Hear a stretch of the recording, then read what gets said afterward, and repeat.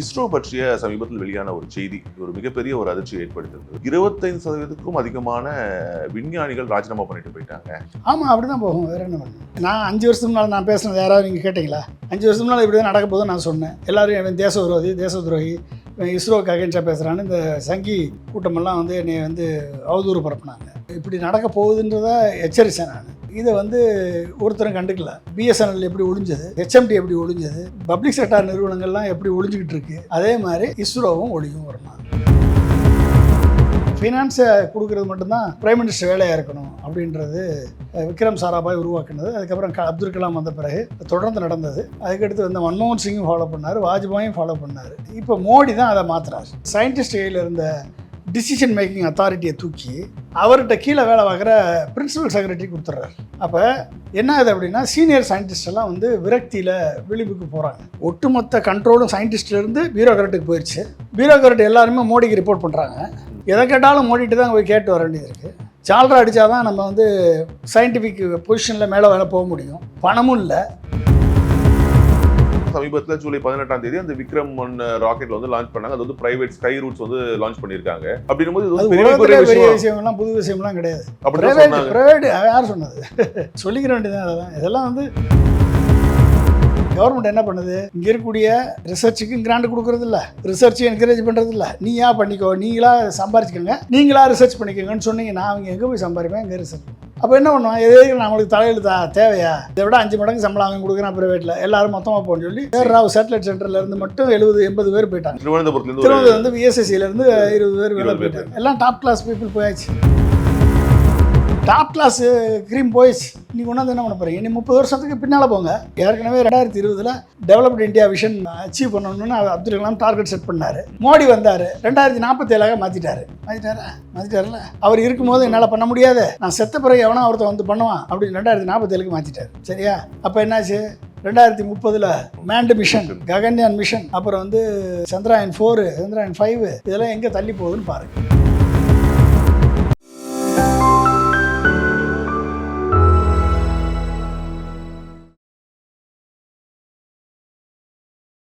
Broek நேயர்களுக்கு வணக்கம். இன்றைய சிறப்பு நேர்காணலில் நம்முடன் இணைந்திருப்பவர் மேனாள் குடியரசுத் தலைவர் ஏபிஜே அப்துல் கலாம் அவர்களின் அறிவியல் மற்றும் அரசியல் ஆலோசகரும் அரசியல் பகுப்பாய்வாளருமான திரு பொன்ராஜ் அவர்கள். வணக்கம் சார். வணக்கம் சார். இஸ்ரோ பற்றிய சமீபத்தில் வெளியான ஒரு செய்தி ஒரு மிகப்பெரிய ஒரு அதிர்ச்சியை ஏற்படுத்தியிருந்தது. இஸ்ரோவில் குறிப்பாக கடந்த சில வருடங்களில் 25%க்கும் அதிகமான விஞ்ஞானிகள் ராஜினாமா பண்ணிட்டு போயிட்டாங்க. இதனால விஞ்ஞானிகள் பற்றாக்குறையில் இஸ்ரோ தவிச்சிட்டு இருக்கு. அதை தொடர்ந்து அவர்கள் ராஜினாமா செய்வதற்கு, விஞ்ஞானிகள் ராஜினாமா செய்வதற்கான அந்த நிறைய ரெஸ்ட்ரிக்ஷன்ஸ் கொடுத்துருக்காங்க அப்படின்ற ஒரு செய்தி மிகப்பெரிய ஒரு அதிர்வலைகளை ஏற்படுத்தியிருக்கு. எதனால இது நடந்தது? இதனால இஸ்ரோக்கு ஏற்பட்ட பாதிப்பு என்ன? நான் இதை பற்றி 5 வருஷத்துக்கு முன்னால் இஸ்ரோ ப்ரைவேட்டைசேஷன் பண்ணணும்னு ஆரம்பிக்கும் போதே தவறு அப்படின்னு சொல்லியிருக்கேன். 5 வருஷத்துக்கு முன்னாலே 5-6 வருஷத்துக்கு முன்னாலே பேசுகிறேன். 2020 அதை கொண்டு வந்தாங்க. ஆமாம், அப்போயே நான் இதை கடுமையாக எதிர்த்து பேசியிருக்கேன். இன்றைக்கி அதனுடைய விளைவுகளை நம்ம பார்க்குறோம். அது ப்ரைவேட்டைசேஷன் பண்ணணுன்ற போன விளைவுகளை நம்ம பார்க்குறோம். அதாவது ஒரு ப்ரைவேட்டைசேஷன் பண்ணுறது தப்பு இல்லை. கமர்ஷியல் லான்ச்சஸ் எல்லாம் இப்போ நம்ம பிஎஸ்எல்வி, அப்புறம் ஏஎஸ்எல்வி அதெல்லாம் முடிஞ்சு பிஎஸ்எல்வி வந்துட்டோம். லோ எர்த் ஆர்பிட்டுக்கோ இல்லை ஜியோசங்கரஸ் ஆர்பிட்டுக்கோ சேட்டலைட் லான்ச் பண்ணுறதுல எந்த விதமான நம்ம அட்வான்ஸ் ஸ்டேஜில் இருக்கோம். அதெல்லாம் கமர்ஷியலைஸ் பண்ணி அவங்களுக்கு கொடுக்குறதுல பிரச்சனை இல்லை. ஆனால் அதை பண்ணும்போதும் ஒரிஜினல் மிஷன் ஓரியன்ட் ரிசர்ச் வீக்கன் ஆயிரும் அப்படி தான் நான் எச்சரித்தேன். ஏன்னா எனக்கு ப்ரைவேட் பேஸில் நீங்கள் பண்ணும்போது, அதாவது எப்படின்னா, விக்ரம் சாராபாய் என்ன பண்ணார் அப்படின்னா, ஒரு ஸ்பேஸ் போர்டை கிரியேட் பண்ணார். அந்த ஸ்பேஸ் கமிஷன், அதான் ஸ்பேஸ் கமிஷனாக மாறிச்சு. அதில் ஃபுல்லாக சயின்டிஃபிக் பீப்புள் தான் இருப்பாங்க. அதில் சேர்மன் இஸ்ரோ தான், secretary ISRO, secretary space commission அவர் தான், செக்ரட்டரி டிஎஸ்டி அந்த ஸ்பேஸுக்கு அவர் தான் செக்ரட்டரி, சேர்மன் இஸ்ரோவுக்கும் அவர் தான் சேர்மன். அப்போ சயின்டிஸ்டால் நிரப்பப்பட்ட ஒரு மிஷன் ஓரியன்ட் ரிசர்ச் இருக்கணும். அப்போ தான் இது நம்ம சயின்டிஃபிக் அச்சீவ்மெண்ட்ஸை நம்ம பண்ணலாம். அவங்க கொடுக்க ரெக்கமெண்டேஷனை செயல்படுத்துறத, ஃபினான்ஸை கொடுக்கறது மட்டும்தான் பிரைம் மினிஸ்டர் வேலையாக இருக்கணும் அப்படின்றது விக்ரம் சாராபாய் உருவாக்குனது. அதுக்கப்புறம் அப்துல் கலாம் வந்த பிறகு தொடர்ந்து நடந்தது. விக்ரம் சாராபாயை உருவாக்குனது திரு ஜவஹர்லால் நேரு, இந்திரா காந்திக்கு அப்புறம் ராஜீவ்காந்தி அதை ஃபாலோ பண்ணார், நரசிம்மராவ் அதை ஃபாலோ பண்ணார், அதுக்கடுத்து மன்மோகன் சிங்கும் ஃபாலோ பண்ணார், வாஜ்பாயும் ஃபாலோ பண்ணார். ஓகே, இப்போ மோடி தான் அதை மாற்றுறாரு. இப்போ எப்படி மாற்றுறாரு அப்படின்னா, இதை தூக்கி சயின்டிஸ்ட் கையில் இருந்த டிசிஷன் மேக்கிங் அத்தாரிட்டியை தூக்கி அவர்கிட்ட கீழே வேலை பார்க்குற பிரின்சிபல் செக்ரட்டரி கொடுத்துட்றாரு. மிஸ்ரான்னு ஒருத்தர்கிட்ட அட்மினிஸ்ட்ரேட்டிவ் இதுகிட்ட வந்து கொடுக்குறாரு. அதே மிஸ்ரா தான் வந்து தமிழ்நாட்டில் அண்ணாமலை வரணுமா விஜய் வரணுமான்னு முடிவு எடுக்கிறாரு. சந்திராயனுக்கு ககன்யான் ராக்கெட் போகணுன்ற முடிவே அவர் தான் எடுக்கிறார். புரிஞ்சுக்கிட்டீங்களா? அப்போ என்ன ஆகுது அப்படின்னா, சீனியர் சயின்டிஸ்ட் எல்லாம் வந்து விரக்தியில் விளிம்புக்கு போகிறாங்க. ஒவ்வொரு அப்ரூவலுக்கும் இந்த மிஸ்ராவை போய் பார்த்து நிற்க வேண்டும். மிஸ்ராவையோ பிரின்சிபல் செக்ரட்டரியோ யார், எனக்கு மிஸ்ராவில் தான் இருக்கா பொறுப்பு இருக்கா இல்லை வேற ஆள் இருக்கான்னு எனக்கு தெரியாது. ஆனால் மிஸ்ரா தான் அதை கண்ட்ரோல் பண்ணக்கூடிய ஒரு ஆளாக அங்கே இருக்கார். அவர் வந்து அகைன்ஸ்ட் செல்ஃப் ரிலையன்ஸ், இந்தியா சுயசார்பு அடையக்கூடாது என்பதில் அவர் தெளிவாக இருக்கார். அவர் வந்து ஒன்லி எல்லாமே இம்போர்ட் தான். மோடி வந்து எல்லாமே மேக் இன் இந்தியான்னு பேர் தாங்க அது. மேக் இன் இந்தியான்னா மேக் இன் இந்தியா பண்ணக்கூடாதுன்னு அர்த்தம், மேட் இன் இந்தியா பண்ணக்கூடாதுன்னு அர்த்தம். புரிஞ்சுக்கிட்டீங்களா? பேர் தான் அப்படி. யூ மேக் இன் இந்தியா, உன்னை மேட் இன் இந்தியாவை பண்ண சொன்னோம். யூ மேக் இன் இந்தியான்னு என்ன அர்த்தம்? Assemble in India, produce somewhere else, bring it back, buy, assemble it. இந்த வேலையை பண்ணி நீ பண்ணு. இங்கே நீ மேனுஃபேக்சர் பண்ணுறது, இங்கே டிசைன் பண்ணுறது, R&D பண்ணுறது, இன்னோவேஷன் பண்ணுறது, அதன் மூலமாக ப்ராடக்டை பண்ணுறது, ஈக்குவலண்ட் ப்ராடக்டை உருவாக்குறது, இந்த வேலையெல்லாம் உனக்கு இல்லை. இந்த மாதிரியான ஒரு சிஸ்டத்தை மாற்றி ஒட்டுமொத்த மேனேஜ்மெண்ட் ஸ்ட்ரக்சரையே மாற்றிட்டாரு Modi. Principal secretary, prime minister, இப்படி எல்லாரையும் அவங்களே இருக்க மாதிரி மாற்றிட்டார். அப்போ என்னென்னா, NISL, இன்ஸ்பேஸ் அப்படின்னு 2-3 ப்ரைவேட் என்டிட்டியை உருவாக்கி அதன் மூலமாக ப்ரைவேட்டைசேஷனையும் கமர்ஷியலைசேஷன் லான்ச் வெஹிக்கிளை பார்க்குறதுக்கு ஒரு தனியார் ஃபார்மையும் க்ரியேட் பண்ணிவிட்டு மிஷன் ஓரியன்ட் ரிசர்ச்சை வந்து டைல்யூட் பண்ணி அதை ஸ்கோப்பை வந்து குறைச்சி, ஆனால் விஷன் வந்து பார்த்திங்கன்னா பெருசு பெருசாக இருக்கும். Gaganyaan mission, Chandrayaan 5 with Japan, Gaganyaan mission, அதுக்கு வந்து பைலட் மிஷன், அப்புறம் வந்து scramjet engine mission, reusable launch vehicle மிஷன்லாம் இது பாரத் அந்தரிக்கா ஸ்டேஷன், BSS, அதாவது இன்டர்நேஷ்னல் ஸ்பேஸ் ஸ்டேஷன், இப்படி பல்வேறு மிஷன் இருக்குது. ஆனால் இந்த மிஷனை செய்வதற்குரிய R&D ரிசர்ச் என்ன பண்ணியிருக்கணும்? மோடி வந்து என்ன பண்ணியிருக்கணும்? ஏற்கனவே அப் டு 2014 வரைக்கும் ரிசர்ச்சுக்கு கிராண்ட்டை வந்து 15 to 20% தான் கிராண்ட். மோடி வந்த பிறகும் பட்ஜெட்டு தான் டபுள் ஆகிருக்கே ஒழிய எல்லாத்துலேயும் டபுள் ஆகிருக்கு. அதே மாதிரி இதுலேயும் டபுள் ஆகிருக்கு. அதில் ரிசர்ச் கிராண்ட் வந்து 15 to 20% தான் இருக்குது. ரிசர்ச் கிராண்ட் என்ன பண்ணியிருக்கணும்? நீ ப்ரைவேட்டைஸ் பண்ணும் போதும் இந்த இஸ்ரோவை ஸ்ட்ரென்தன் பண்ணியிருக்கணும்ல. ரிசர்ச்சில் இஸ்ரோவில் இருக்கக்கூடிய சயின்டிஸ்ட்டுக்கு நீங்கள் வந்து பாதுகாப்பு கொடுத்துருக்கணுமா இல்லையா?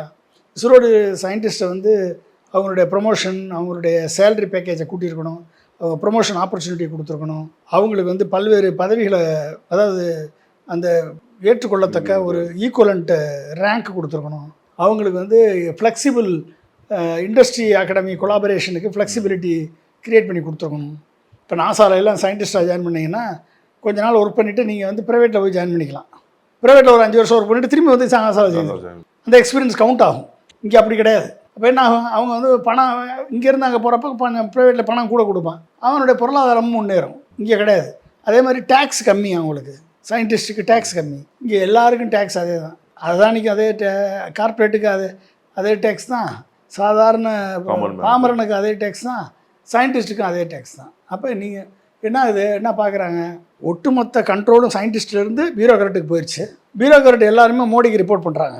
எதை கேட்டாலும் மோடிட்டு தான் போய் கேட்டு வர வேண்டியது இருக்குது. சால்ரா அடித்தா தான் நம்ம வந்து சயின்டிஃபிக் பொசிஷனில் மேலே வேலை போக முடியும். பணமும் இல்லை, அட்ராக்டிவ்னஸ் இல்லை. இங்கே இருந்து 1000 கோடி ரூபாய் ஒதுக்கீடு செய்யப்படும் போது அதில் வேறு எங்கே போகுது?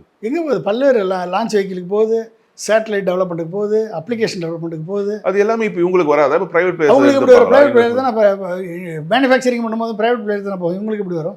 இவங்களுக்கு என்ன ஒரு சம்பளம் தானே வரும். ஒரு உலகிலேயே ரொம்ப ஒரு புதிய விஷயமா சமீபத்தில் ஜூலை 18ஆம் தேதி அந்த விக்ரம் 1 ராக்கெட்ல வந்து லான்ச் பண்ணாங்க. அது வந்து பிரைவேட் ஸ்கை ரூட்ஸ் வந்து லான்ச் பண்ணியிருக்காங்க. அப்படின்னும் போது இது பெரிய விஷயம்லாம் புது விஷயம்லாம் கிடையாது. ப்ரைவேட் யார் சொன்னது? சொல்லிக்கிற வேண்டியதான். இதெல்லாம் வந்து எல்லா நாடும் பண்றது தான். கவர்மெண்ட் தரப்புல இருந்து இதான் ரொம்ப முக்கியமான ஒரு விஷயம். இது வந்து பிரைவேட்ல இருந்து பிரிண்டர் மூலமா, பிரிண்டிங் மூலமா எடுத்து பண்ணோம் அப்படின்னா அது பிரைவேட்ல அவங்களுக்கு ஒரு ஆப்பர்ச்சுனிட்டி கொடுத்துருக்காங்க. இஸ்ரோனுடைய சேட்டலைட் சென்டரை யூஸ் பண்ணி லான்ச் பண்ணியிருக்காங்க. அவ்வளோதான். அது வந்து ப்ரைவேட்டைசேஷனுடைய ஃபர்ஸ்ட் எஃபர்ட் அப்படின்னா சொல்லலாம் முடிய. இதுதான் உலகத்திலேயே முதல் எஃபர்ட் அப்படின்லாம் சொல்ல முடியாது. இதெல்லாம் இது வந்து 1000ல் ஒன்றுங்க அது. ஸோ இப்போ இவங்க பிளேயர்ஸ் இவ்வளோ உள்ள வரும்போது அதுக்கான இன்வெஸ்ட்மெண்ட்டும் அதிகமாகுது. கிட்டத்தட்ட வந்து இப்போ இதோடைய சந்தை ஸ்பேஸ் அந்த விண்வெளி ஆராய்ச்சியுடைய சந்தைன்னு பார்த்தீங்கன்னா கிட்டத்தட்ட இந்தியாவில் ஒரு 48,000 கோடி ரூபாய் அளவுக்கு இன்னைக்கு இருக்கு. அது ஃபியூச்சர்ல கிட்டத்தட்ட அது 1.5 லட்சம் கோடி ரூபாய் அளவுக்கு அது வந்து உயரும், அதுக்கான வாய்ப்பு எல்லாம் இருக்குன்ற மாதிரி எக்கனாமிக்கலாவும் க்ரோத் இருக்குன்ற மாதிரி பேசுறாங்க. அது மூலமா சயின்டிஸ்டுக்கு வரும். நீட்டு சந்தை கூட தான் 50,000 கோடி. நீட்டு சந்தை இன்னைக்கு 50,000 கோடி சந்தை. அடுத்து ஒரு 4 வருஷத்துல 1 லட்சம் கோடி ஆயிடும். அது மாதிரி இது சந்தைன்றது வந்து இப்போ ப்ரைவேட்டை என்கரேஜ் பண்ணுறதுல தப்பு இல்லை. அது தப்பு இல்லை. நான் என்ன சொல்கிறது நல்லா புரிஞ்சுக்கணும். ஸ்கை ரூட் மாதிரி 400 ஆர்கனைசேஷன் ப்ரைவேட் கம்பெனி ஆரம்பிச்சிருக்காங்க. Start ups. ஆமாம், ஸ்டார்ட் அப் ஆரம்பிச்சிருக்காங்க. இந்த 400 ஆர்கனைசேஷன் என்ன பண்ணுறாங்கன்னா வெளிநாட்டிலேருந்து பணத்தை கொண்டாந்து இங்கே போடுறான், இன்வெஸ்ட் பண்ணுறான். இன்வெஸ்ட் பண்ண உடனே சயின்டிஸ்ட்டுகள் வந்து அவன் இங்கே புதுசாக ஆள் எடுக்க சொல்லுங்கள், ஏரோஸ்பேஸ் படிச்சுட்டு வரக்கூடிய பசங்களை எடுக்க சொல்லுங்கள் பார்ப்போம். அவங்களுக்கு தேவை எக்ஸ்பீரியன்ஸ். அவங்களுக்கு தான் எக்ஸ்பீரியன்ஸ். இப்போ எக்ஸ்பீரியன்ஸ் சயின்டிஸ்ட் வந்தால் தான் அவங்களுக்கு இது பண்ண முடியும். அப்போ எக்ஸ்பீரியன்ஸ் சயின்டிஸ்ட் என்ன பண்ணுறான், 5 மடங்கு சம்பளத்தை கூட்டி கொடுத்து அவங்களுக்கு ஸ்டாக் ஆப்ஷன் கொடுத்து ஷேர் கொடுத்து அனைத்து ஃபெசிலிட்டியும் கொடுத்து கூப்பிட்றான். முடிஞ்சு போச்சா? இங்கே என்னது? இங்கே ஒன்றுமே கிடையாது. அப்போ என்ன கவர்மெண்ட் என்ன பண்ணுது, இங்கே இருக்கக்கூடிய ரிசர்ச்சுக்கு கிராண்ட் கொடுக்குறதில்ல, ரிசர்ச்சை என்கரேஜ் பண்ணுறதில்ல. நீயா பண்ணிக்கோ, நீங்களாக சம்பாரிச்சிக்கோங்க, நீங்களாக ரிசர்ச் பண்ணிக்கோங்கன்னு சொன்னீங்கன்னா அவங்க எங்கே போய் சம்பாதிப்பேன், எங்கே ரிசர்ச் பண்ணுவோம். அப்போ என்ன பண்ணுவான், எதுக்கு நம்மளுக்கு தலையெழுத்தா தேவையா, இதை விட 5 மடங்கு சம்பளம் அவன் கொடுக்குறான் ப்ரைவேட்டில், எல்லாரும் மொத்தமாக போகணும்னு சொல்லி ராவ் சேட்டலைட் சென்டர்லேருந்து மட்டும் 70-80 பேர் போயிட்டாங்க. 100 பேர் 80 பேர் போயிருக்காங்க. இதில் திருவனந்தபுரத்துலேருந்து வந்து விஎஸ்எஸ்சியிலேருந்து 20 பேர் வேலை போயிட்டாங்க. எல்லாம் டாப் கிளாஸ் பீப்புள் போயாச்சு. 30 வருஷம் 40-35 வருஷம் ஒர்க் பண்ணு அனுபவத்தை பெற்ற சீனியர் சயின்டிஸ்ட்டை ரீட்டைன் பண்ணக்கூடிய ஒரு பாலிசியே இல்லாத மோடி கவர்மெண்ட்டால் எப்படி ககன்யானுக்கு மிஷன் சக்ஸஸ் பண்ண முடியும்? ஆனால் இப்போ அந்த ரெஸ்ட்ரிக்ஷன்ஸ் கொண்டு வந்திருக்காங்களா, அது மூலமாக என்னது கொண்டாந்து போன பிறகு எல்லாம் போயாச்சு சார். டாப் கிளாஸ் க்ரீம் போயிடுச்சு. நீங்கள் கொண்டாந்து என்ன பண்ண போகிறீங்க? இனி 30 வருஷத்துக்கு பின்னால் போங்க. இன்னொரு எல்லா ஏற்கனவே 2020 டெவலப்டு இந்தியா விஷன் அச்சீவ் பண்ணணும்னு அப்துல் கலாம் டார்கெட் செட் பண்ணார். மோடி வந்தார், 2047 மாற்றிட்டார்ல. அவர் இருக்கும்போது என்னால் பண்ண முடியாது, நான் செத்த பிறகு எவனோ ஒருத்தர் வந்து பண்ணுவான் அப்படின்னு 2047 மாற்றிட்டார். சரியா? அப்போ என்னாச்சு, இதையுமே வந்து நீங்கள் ககன்யான் மிஷனும் பாரத் அந்தாரிக்ஷா மிஷனும் ரீயூசபிள் லான்ச் வைக்கலோ எலான் மாஸ்க் மாதிரிலாம் நீங்கள் பண்ண முடியாது, நான் ப்ரைவேட்டுக்கு கொடுத்துட்டேன் எல்லாத்தையும், நீங்கள் ஜாலியாக இருந்தால் இருங்க, இல்லாட்டி போங்கன்ட்டு அவர் போயிட்டார். 2030 வந்து மேண்டு மிஷன், ககன்யான் மிஷன், அப்புறம் வந்து சந்திராயன் 4, சந்திராயன் 5, இதெல்லாம் எங்கே தள்ளி போகுதுன்னு பாருங்கள். ஸோ இது வந்து எந்த ஒரு இம்பாக்டை வந்து கிரியேட் பண்ணும்? ஏன்னா வந்து பிஎஸ்என்எல் டெலிகாம் துறையில் பிஎஸ்என்எல் மட்டும் ஒரு மோனோபோலியாக ஒரு காலகட்டத்தில் இருந்தாங்க. அப்போ நம்ம ப்ரைவேட் பிளேயர்ஸ் உள்ளே வரும்பொழுது இன்றைக்கி நம்ம பிஎஸ்என்எல்னுடைய நிலைமையை பார்த்துட்டு இருக்கோம். அது வந்து ப்ரைவேட்ஸோட இந்த அளவுக்கு தாக்கு பிடிக்க முடியாமல் இன்றைக்கி அந்த செக்டருமே ஒரு மோனோபோலியாக மாறி நிற்கக்கூடிய ஒரு சூழல் வந்து இங்கே இருக்குது. ஸோ இஸ்ரோ அதை நோக்கி போகுதா? அப்படி ஆமாம், அப்படி தான் போகும். வேறு என்ன பண்ணும்? இஸ்ரோ அந்த இப்போ நம்ம கண்ணு முன்னால் தெரியுதா இல்லையா? இப்போ நீங்கள்லாம் நான் 5 வருஷத்துக்கு முன்னால் நான் பேசுனது யாராவது நீங்கள் கேட்டிங்களா? யாராவது பேசுனீங்களா? யாராவது இது பண்ணீங்களா? ஒன்றும் கிடையாது. 5 வருஷத்துக்கு முன்னால் இப்படி தான் நடக்க போதும் நான் சொன்னேன். எல்லோரும் இவன் தேச விரோதி, தேச துரோகி, இவன் இஸ்ரோவுக்கு அகேன்ஸ்டாக பேசுகிறான்னு இந்த சங்கி கூட்டமெல்லாம் வந்து என்னை வந்து அவதூறு பரப்புனாங்க. ஸோ இன்றைக்கி வந்து அது நடக்குது, கண்ணு முன்னால் நடக்குது. நான் இப்படி நடக்க போகுதுன்றதை எச்சரித்தேன் நான். இதை வந்து ஒருத்தரும் கண்டுக்கல. அப்போ நீங்கள் இதனுடைய விளைவுகள் எப்படி இருக்குன்றதை நீங்கள் பாருங்கள். இதனுடைய விளைவுகள் எப்படி எங்கே போய் நிற்கும் அப்படின்றத நம்ம கண்ணு முன்னால் பார்க்குறோம். அப்போ பிஎஸ்என்எல் எப்படி ஒழிஞ்சது, ஹெச்எம்டி எப்படி ஒழிஞ்சது, பப்ளிக் செக்டார் நிறுவனங்கள்லாம் எப்படி ஒழிஞ்சிக்கிட்டு இருக்கு, அதே மாதிரி இஸ்ரோவும் ஒழியும் ஒரு நாள். அதை நோக்கி தான் போகுது. அது பிஎஸ்என்எல் ஒழிஞ்சால் கூட கமர்ஷியல் செக்டருங்க, இது ஆர்என்டி ஒழியக்கூடாது. இதனால நாட்டுடைய பாதுகாப்புக்கு ஏதாவது அச்சுறுத்தல் ஏற்படுவதற்கான வாய்ப்புகள் இருக்கா? ஆமாம், இப்போ நீங்கள் நம்ம 46 ஜிபிஎஸ் சேட்டலைட்டு லான்ச் பண்ணணும். இது வரைக்கும் 6 7 தான் பண்ணியிருக்கோம். 6 பண்ணியிருக்கோமா 10 பண்ணியிருக்கோமான்னு தெரியல. 6க்கு மேலே பண்ணியிருக்கோம். மேக்பி less than 10ன்னு நினைக்கிறேன். 46 சேட்டலைட் லான்ச் பண்ணணும். அப்போ தான் ஜிபிஎஸ் வந்து நம்ம கண்ட்ரோலில் வரும். நம்மளுக்கு ஓன் ஜிபிஎஸ். இதெல்லாம் ப்ரைவேட் கொடுத்துருங்க. ப்ரைவேட் கொடுத்துட்டு ப்ரைவேட் லான்ச் பண்ணட்டும் ஜிபிஎஸ். உங்கள் கூகுளில் இப்போ என்ன இன்டர்னல் செக்யூரிட்டி போகுது, இன்டர்னல் செக்யூரிட்டி அவன் பார்த்து ஆஃப் பண்ணிட்டா முடிஞ்சு போச்சு. இப்போ டிஆர்டிஓலாம் இதை நம்பி தானே இருக்காங்க. டிஆர்டிஓலாம் இதை நம்பி தானே இருக்காங்க. டிஆர்டிஓ நம்பி இருந்து என்ன பிரயோஜனம்? Prime minister நம்பணும்ல. அவர் ப்ரைவேட்டை கொடுத்துட்டாரு, ப்ரைவேட்டில் ரன் பண்ணட்டும். ப்ரைவேட்டில் உங்களுக்கு ஜிபிஎஸ்ஸை அமெரிக்கன் ஜிபிஎஸ்ஸை கட் பண்ணிவிட்டு நம்ம ஜிபிஎஸ்சில் ரன் பண்ணிக்கலாம்னு சொல்லி ஓட்டுறோம்னு வச்சுக்கோங்க. திடீர்னு நம்ம ஜிபிஎஸ் வந்து எலான் மாஸ்க் எடுத்துட்டாரு. அமெரிக்கா ஒரு டிசிஷன் எடுக்குது, எல்லாத்தையும் கட் பண்ணுறான்னு தூக்கிட்டா முடிஞ்சுச்சா. இதில் இவ்வளோ பிரச்சனைகள் இருக்குது. ஆமாம் ஜியோ ஆமாம். இப்போ ரிலையன்ஸ் கொடுக்குறாங்க. ரிலையன்ஸ் ஒரு நாளைக்கு இப்போ மோனப்பள்ளியில் போய் சிக்கி சீரழிஞ்சு சின்னவனமாக போச்சுன்னு வச்சுக்கோங்க, என்ன பண்ணுவீங்க? ஜிபிஎஸ். அப்புறம் திரும்பி அமெரிக்காட்ட போய் கையேற்றணும். அப்போ ஜிபிஎஸ் யூஸ் பண்ணுறதுக்கு இப்போ எவ்வளோ பணம் கொடுக்குறீங்க? நீங்கள் கொடுக்கல, டேட்டாவுக்கு மட்டும் தான் காசு கொடுக்குறீங்க. நாளைக்கு ஜிபிஎஸ் யூஸ் பண்ணுறதுக்கு பணம் கொடுக்குன்னு கேட்பாங்க. இப்போ பணம் கொடுத்துட்ருங்க. பணம் கொடுத்தா தான் யூஸ் பண்ண முடியும், பணம் கொடுத்தா தான் படம் பார்க்க முடியும், பணம் கொடுத்தா தான் இந்த இன்ஸ்டாவில் ரீல்ஸு ஷார்ட்ஸு பார்க்க முடியும்னா பார்த்து தான் கொடுத்து தான் பார்க்கணும். இது வந்து இந்த ராஜினாமாக்கள் அப்படிங்கிறது இப்போ மட்டும் இல்லை, முன்பு வந்து பல ஆண்டு காலமாகவே தொடர்ந்து இருக்க நிறைய பேர் வந்து முன்னாடி ராஜினாமா பண்ணிட்டு அமெரிக்கா போன்ற வெளிநாடுகளுக்கு நாசாலாவே வேலை பார்ப்பாங்க, இல்லை வேற அங்கே இருக்க ப்ரைவேட் பிளேயர்ஸ்ட்டு போய் வேலை பார்ப்பாங்கன்னும் போது இது வந்து புதுசு இல்லை அப்படின்ற ஒரு விமர்சனம் பாருங்க. அதாவதுங்க, ஒய்டிகே சமயத்தில் வந்து நான் வந்து சயின்டிஸ்டாக மினிஸ்டர் ஆஃப் டிஃபென்ஸில் இருக்கேன், டிஆர்டிஓவில், ஏடிஐயில். அப்போ வந்து ஆயிரக்கணக்கான யங் இன்ஜினியர்ஸு ராஜினாமா பண்ணிட்டு போனாங்க. எல்லாம் அப்போ தான் வந்து ஜாயின் பண்ணியிருப்பாங்க. சயின்டிஸ்ட் பி, ஜூனியர் சயின்டிஸ்ட்டு, இந்த மாதிரி சயின்டிஃபிக் அசிஸ்டண்ட்டு, இந்த மாதிரி வந்து ஜாயின் பண்ணியிருப்பாங்க. அவங்கெல்லாம் வந்து அவங்களுக்கு கம்ப்யூட்டர் நாலேஜை வச்சுக்கிட்டு கோபாலு, கெக்ஸு, ஜேசிஎல்லு, ஃபோர்ட்ரான், இந்த மாதிரி லாங்குவேஜ், சி, இந்த மாதிரி தெரியும், ஐபிஎம்மில் எக்ஸ்பீரியன்ஸு, இத்தனை பேரும் எல்லாருமே வந்து அங்கே போனாங்க. அவங்க போகிறத பற்றி பிரச்சனை கிடையாது. பட் டாப் க்ரீம் யாரும் போகல. அது வந்து எக்ஸ்பீரியன்ஸ் சயின்டிஸ்ட் எல்லாம் நாங்கள் யாருமே போகல. இந்தியாவுடைய அந்த இறையாண்மையை பாதுகாத்து ஒரு தேசப்பற்றோட இருந்தோம். எங்களுக்கு கொடுக்குற சம்பளம் போதும்னு இருந்தோம். எங்களுக்கு பென்ஷனே கிடையாதுன்ட்டான் யார், சிதம்பரமும் அருண்ஜேட்லியும் சேர்ந்து. ஓகே, ஏன்னா இது நாங்கள் பாதுகாப்பு ஆராய்ச்சி தொடர்பானது, டிஆர்டிஓ கீழே வரக்கூடாது, சொசைட்டியாக இருக்கணும், ஆர்என்டி சொசைட்டியாக இருக்கணும்னு ஆரம்பித்தார் அருணாச்சலமும் ராஜீவ்காந்தியும். அப்போ அப்துல் கலாம் வந்த பிறகு அந்த சொசைட்டியை, ஏன்னா ஆர்என்டி டைரெக்டாக டிஆர்டிஓவில் இருந்தால் சாங்ஷன் பண்ணிடுவான் அப்படின்றதுக்காக, டெக்னாலஜி டைப் கிடைக்காது அப்படின்றதுக்காக சொசைட்டி, ஆர்என்டி சொசைட்டியாக வச்சுருந்தாங்க. அப்போ என்னாச்சு, நாங்கள் ஃபஸ்ட் ஃப்ளைட் போகிற வரைக்கும் பென்ஷன் ஸ்கீமில் ஜாயின் பண்ண சொன்னாங்க. அப்போ இவர் எங்கள் ஹெட்டு முடியாதுட்டார். நாங்கள் ஃபஸ்ட் ஃப்ளைட்டு பறந்துக்கிறோம், நாங்கள் நாட்டில் பறந்து காமிச்சிட்டு அதுக்கப்புறம் நாங்கள் பென்ஷன் வந்துக்கிறோம் அப்படின்னாரு. பறந்து முடிகிறதுக்குள்ளே 2 ஸ்கீமையே காலி பண்ணிட்டாங்க, பென்ஷன் ஸ்கீமே காலி பண்ணிட்டாங்க, அருண்ஜேட்லியும் சிதம்பரமும். அதுக்காக இன்றைக்கி வரைக்கும் பென்ஷன் தர முடியாது அப்படின்னு முடிவோட இவங்க எப்படி இங்கே இருப்பாங்க சொல்லுங்க பார்ப்போம். எல்லோரும் போக தான் செய்வாங்க. ஸோ எங்களை மாதிரி ஆளுங்க வந்து போகாமல் கலாம் சார் சொன்னார்னு இருந்தோம். அப்படியா? ஆமாம், எனக்கு 4 ஆஃபர் கிடச்சிது அமெரிக்காவில். எப்போ 2000 ஆண்டு 2000 2000 இன்னைக்கு 26 ஆச்சா. 4 ஆஃபர். ஒரு ஆஃபர் $2 லட்சம், 2 லட்சம் USD. ஆமாம், US டாலரு. ஒரு ஆஃபர் 2 லட்சம், 2.5 லட்சம், 2.5 லட்சம், 2.30 மாதம் 2 லட்சம் USDனா கிட்டத்தட்ட எவ்வளோ வச்சுன்னு பாருங்க, அதுவே 2 கோடி. அதை நான் வேணாம், அதை வந்து கலாம் சார்கிட்ட பேசிவிட்டு நீ நாட்டுக்காக உழைன்னு சொன்னார். நான் எல்லாத்தையும் கேன்சல் பண்ணிவிட்டு, அதெல்லாம் நான் வரலைன்னு சொல்லி டினை பண்ணிவிட்டு நான் நாட்டுக்காக உழைச்சேன். இப்போ நான் உங்கள்கிட்ட உட்காந்து பேசிகிட்ருக்கேன். இல்லைன்னா நான் கோடீஸ்வரராக இருந்திருப்பேன். இன்றைக்கி இந்த ப்ரைவேட் பிளேயர்ஸ்கிட்ட, ப்ரைவேட் கம்பெனிஸ்கிட்ட மாறி இருக்காங்க. இது ஊதியம் அப்படிங்கிறது ஒரு மிகப்பெரிய ஒரு முக்கியமான ஒரு பொருளாக நீங்களே சொல்றீங்க, இந்த பண பயன்கள் அப்படிங்கிறது. இன்னைக்கு இஸ்ரோவில் இருக்கக்கூடிய விஞ்ஞானிகளுக்கு அது கிடைக்கல அப்படின்றது தான் ஃபேக்டா? அந்த அளவுக்கு பண பயன்கள் எந்த அளவுக்கு? ஆமாம், கிடைக்கல. அவங்களுக்கு கிடைக்கல, அவங்களுக்கு அங்கீகாரம் கிடைக்கல, பியூரோக்ராட்டிக் டிலே, ஒட்டுமொத்தமாக சயின்டிஃபிக் அப்ரோச் போய் பியூரோக்ராட்டிக் அப்ரோச் வந்துருச்சு. இனிமேல் இங்கே வந்து கேரியர் குரோத் இல்லை, நாலேஜ் குரோத்தும் இல்லை அப்படின்ற முடிவுக்கு வந்துட்டாங்க. ஆனால் ப்ராஜெக்ட்ஸ் எல்லாம் வந்து பேருக்கு அனௌன்ஸ் பண்ணப்படுகிறத ஒழிய அதுக்குரிய ஃபண்டிங், ப்ராப்பரான ஃபண்டிங் வரல.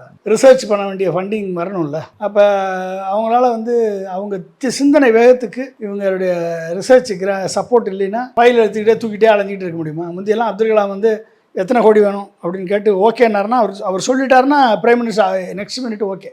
இப்போ ஃபைலை தூக்கிட்டு ஓடணும், டெல்லிக்கு இங்கேயே ஓடிட்டே இருக்கணும். 2 வருஷம் ஓடுவானா, 3 வருஷம் ஓடுவானா? ஃபியூச்சர் வந்து இதுதான் அப்படின்னு இருக்கும்போது கவர்மெண்ட் அதுக்கு வந்து பண்ண தானே செய்வாங்க. ஏன்னா விண்வெளி ஆராய்ச்சி துறை தான் இன்னைக்கு வந்து உலக அளவில் வந்து எல்லாருமே வந்து கான்சென்ட்ரேட் பண்ணிட்டு இருக்க ஒரு துறையாக இருக்குது. சேட்டலைட்ஸ் வந்து மேலே இருக்க சேட்டலைட்ஸ் தான் நம்மளை கண்ட்ரோல் பண்ணிட்டு இருக்கு இன்னைக்கு இங்கே உட்காந்துட்டு இருக்க எல்லாரையுமே.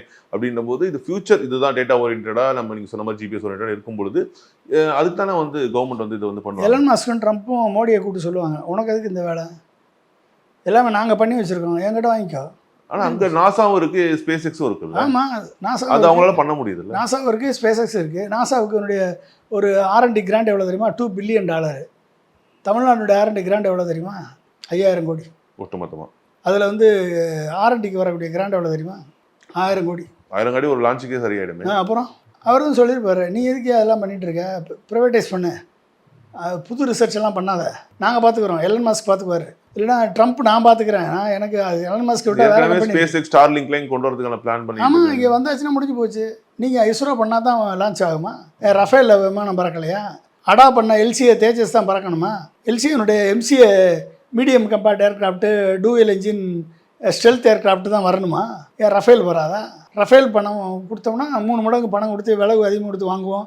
அதில் நாங்கள் கொள்ளையடிப்போம் யாருக்கும் தெரியாமல். ஃபைல் கேட்டால் ஃபைலை எரிச்சிட்டு நாங்கள் தப்பிச்சு போயிடுவோம். உனக்கிட்ட பணம் கொடுத்து நீ டெவலப் பண்ணு சொன்னால் நீ இம்போர்ட்டே பண்ண விட மாட்டேன், வேறு வேலை இல்லை உனக்கு. ஆனால் பிரைம் மினிஸ்டர் வேறு மாதிரி சொல்கிறாரு. இஸ்ரோவில் இந்தியா வந்து வளர்ந்துகிட்டு இருக்கு, உலக நாடுகள் உலக அரங்குல இஸ்ரோ வளர்ந்துக்கிட்டு தான் இருக்கும். இவர் நினச்சாலும் தடுக்க முடியாது இந்த வளர்ச்சியை. ஏன்னா அங்கே டெடிகேட்டட் சயின்டிஸ்ட் இருக்காங்க, அவங்க விஷன் ஓரியன்ட் ரிசர்ச் பண்ணக்கூடிய சயின்டிஸ்ட் இருக்காங்க, வாழ்க்கையில் இந்தியாவுக்காக பாடுபடணும்னு நினைக்கக்கூடிய சயின்டிஸ்ட் இருக்காங்க. டிஆர்டிஓவில் இருக்காங்க, இஸ்ரோவில் இருக்காங்க, சிஎஸ்ஏவில் இருக்காங்க, அட்டாமிக் எனர்ஜியில் இருக்காங்க. இவரால் இல்லை. ஆனால் அதையும் தாண்டி அவர்களை நீங்கள் வந்து என்ன பெருமைப்படுத்திருக்கீங்க? எத்தனை பேருக்கு பத்மஸ்ரீ பத்மபூஷன் கொடுத்துருக்கீங்க சொல்லுங்கள்? எத்தனை பேர் கொடுத்துருக்கீங்க? எத்தனை பேருக்கு நீங்கள் வந்து அவங்கள கௌரவிச்சிருக்கீங்க? அதெல்லாம் ஒரு குறையாக. அப்புறம் அவங்களுக்கு என்னங்க ரெகக்னேஷன் கொடுத்து, சயின்டிஸ்ட்டுக்கு என்னங்க ரெகக்னேஷன் கொடுத்துருக்கீங்க? ஒன்றுமில்லாதவனுக்கு ஒய் செக்யூரிட்டி கொடுக்குறீங்க, சினிமாவில் நடிக்கிறவனுக்கு ஒய் செக்யூரிட்டி கொடுக்குறீங்க, அரசியலில் ஐபிஎஸ் ஆஃபீஸரை பதவியை விட்டுட்டு வரவனுக்கு ஒய் செக்யூரிட்டி கொடுக்குறீங்க. எந்த சயின்டிஸ்ட்டுக்காக கொடுத்துருக்கீங்களா? ஏன்னா அவங்களோட வேல்யூ தெரியல. அது சயின்டிஸ்டோட நிலைமை இன்னைக்கு நாட்டில் ஒரு பரிதாபமான நிலையில் இருக்காங்கன்னு சொல்ல. அப்புறம் எதுக்கு அவங்க இங்கே ஒர்க் பண்ணுவாங்க? எப்படி ஒர்க் பண்ணுவாங்க? எல்லாரும் வந்து நேஷனுக்காக அப்துல் கலாம் சொன்னார், அவரை ஃபாலோ பண்ணி நம்ம இருந்துருவாங்களா என்ன? அவங்களுக்கு குடும்பம் இருக்குது, குழந்தை இருக்குது, குட்டி இருக்குது, பிள்ளை இருக்குது, அவங்களுடைய ஃப்யூச்சர் இருக்குது, அவங்களுடைய கேரியர் க்ரோத் இருக்குது, நாலேஜ் க்ரோத் இருக்குது. இதை விட்டுட்டு இவங்க பின்னால் போய் அலைஞ்சிக்கிட்டு உட்காந்துட்டு கையேந்திட்டு நிற்க முடியுமா? மிக்க நன்றி சார், பல்வேறு தகவல்களை பகிர்ந்துட்டீங்க.